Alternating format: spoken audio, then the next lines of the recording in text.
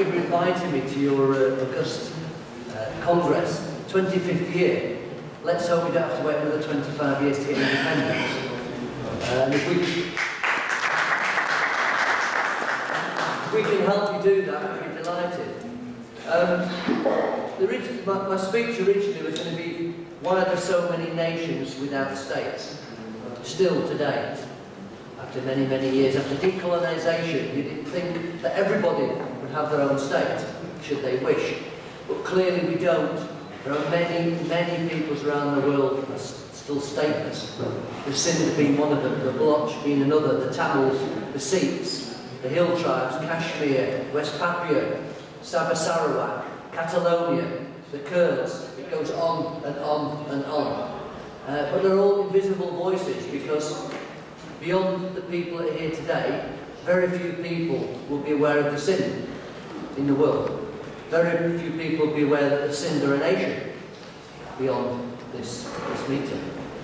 And one of the things that we are endeavouring to change is to ensure that your cause goes on the map of the world, and that your cause will eventually get recognition, and God willing, your cause will eventually come true, and you will get your independence. But we talk about self-determination. We talk about your right for independence, or autonomy, or even integration within Pakistan, God forbid. You decide. I won't be there to decide whether Sindh should have independence. You decide if you want independence. You decide if you want autonomy. It's your choice. The problem is that most of these governments around the world don't give you that choice. Now, next year, Scotland, as part of the United Kingdom, will have a referendum on independence. I'm not Scottish. I won't be allowed to vote. And that is correct. They will decide if they want independence. What other countries around the world have been allowed this right of referendum to decide their future? Only a handful. South Sudan, Kosovo, East Timor. There's very few people have been allowed that referendum. But we're supposed to live in a democracy, or we're not. We're talking about we want a democracy around the world. It's the 21st century. Let's move with the times. The reality is that most of the world is not moving with the times, and they're not going to allow any form of democracy if it allows people to do something different to what the governments want. Now, I'm not going to spend a long time going through the speech talking about all the treaties that exist about self-determination, because we haven't got the time. But most people say to me, don't the United Nations support self-determination? And of course it's true. If you go through many, many of their clauses, the Article 1 says there should be, in Article 2, there should be self-determination of people. The Declaration on Principles of International Law talks about self-determination of peoples. The International Covenant of Human Rights talks about self-determination. The Declaration of Granting Independence to Colonial Peoples talks about self-determination. But of course, in the reality, whilst we have those declarations, it's not happening. And the reason it's not happening is the United Nations is a misnomer. It should be called the United States, because it's a club of states. And most of those states are oppressing peoples within their own countries. So they're not going to support independence for the Sindh in Pakistan, because that would mean we should support Tamil independence in Sri Lanka. We should support West Papuan independence from Indonesia, and so on and so on. So this club of states is there to preserve their borders and stop other peoples getting self-determination. And the main reason that is because also in the United Nations, they also talk about something called territorial integrity. And in the same declaration, I think it was on Declaration of International Law, they talk about you should not dismember or impair, totally or in part, the territorial integrity or the political unity of independent states. So of course that's going to be a problem, isn't it? If you're going to have independent Sindh, that means Pakistan must be broken down. And that will be the same for everywhere. Of course, the United Kingdom, we're saying if the Scots want independence, we'll allow it. And that is the correct democratic human right But sadly, most peoples around the world don't have that. So don't look to the United Nations to be the panacea to your problems, because it won't be, and it never will be.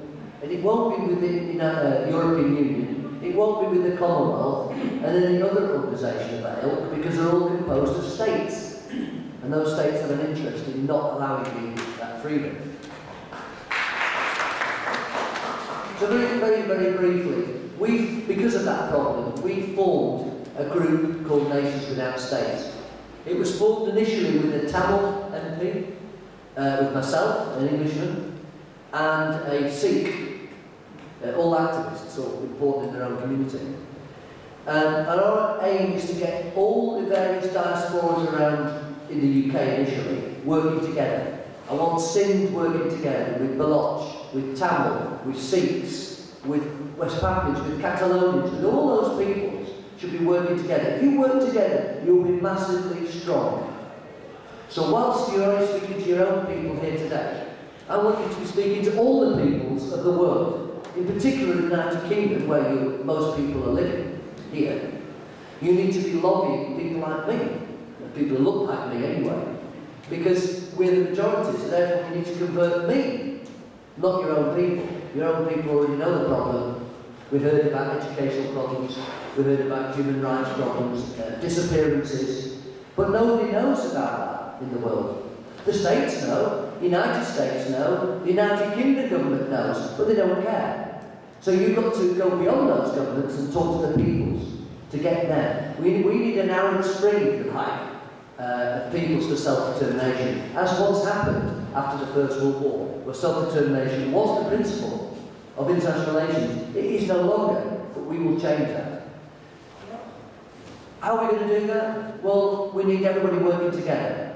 We need conferences like this, but with people from other communities addressing you. And you need to do the same. And we need to be very active in lobbying and in demonstration. Much more than just having conferences, because we're only speaking to ourselves here. So most of our work needs to be speaking to other people who are not yet converted. That's absolutely vital. And we've got many plans for the future. We have a Parliamentary House of Lords meeting next week to do with the Commonwealth, which you're part of, talking about how the Commonwealth has a charter, which talks about human rights, talks about democracy, talks about freedom of expression, all the things that your people don't have in Pakistan, or in Zimbabwe, or in Sri Lanka, and in other countries around the Commonwealth. So we want to expose the Commonwealth to be the hypocritical organisation that it is. It does not allow you free speech and freedom and democracy, and we need to expose the hypocrisy of our governments who pretend that it does. And finally, just to give you a glimpse of our ambitions, and we're very ambitious. We've been invited to many conferences around the world, which we are going to over the next few months. And we're going to be rallying all these people around the world, as well as the UK, to work together. Two things I'll leave you on. Firstly, I believe that this cause of self-determination in many cases has passed from your homeland to the diasporas.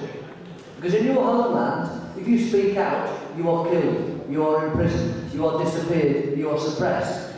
Fortunately, in the West, generally, you are free. This meeting wouldn't be allowed to go ahead in Karachi.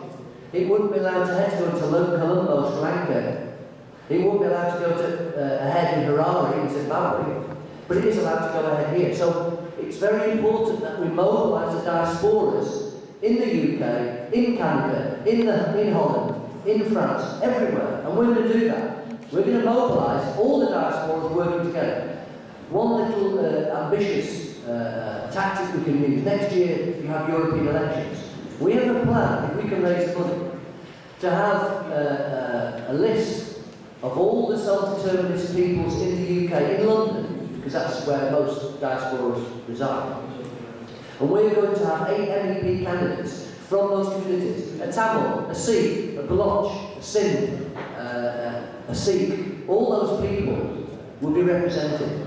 And all the flags of self-determinists around in that leaflet. If we can do that, given the fact there are 750,000 plus national diasporas in London, the people like you who want self-determination freedom, we could actually get MEPs elected. It wouldn't be difficult. And if we do that, those people go to Brussels, talk for your cause, for the Sindh, for West Papuan, for the Kurds, for everybody. And that will give us a massive uplift. So you won't just be talking to people in this group, you'll be talking to millions and millions of European peoples about your cause.